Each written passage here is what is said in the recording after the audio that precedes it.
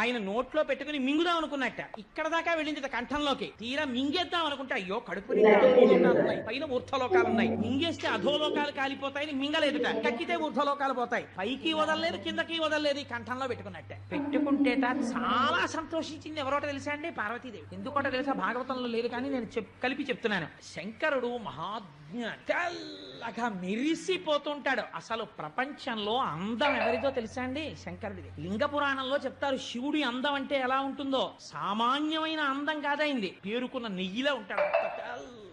మెళ్ళో ఓ పూసల గొలుసు కూడా వేసుకోడు, బంగారంది. పార్వతీదేవో సమస్త ఐశ్వర్యములకు ఆటపట్టు. అమ్మవారికి కోరికుండేదట, మా ఆయన కూడా చక్కగా ఏమన్నా నీల పతకం ఉన్న గొలుసు ఒకటి వేసుకుంటే, ఎప్పుడైనా అలా ఉత్తరీయం వేసి కూర్చుంటే ఆ తెల్లటి గుండెల మీద నీలం పతకంతో గొలుసు వేసి కూర్చుంటే ఎంత బాగుంటాడో అనుకునేది. ఎప్పుడైనా వెళ్ళి ఏమండి ఏమండి ఈ పండక్కి అక్కర్లేదు, ఈ పావులు చాలు అనేవాడు. నాగభూషణం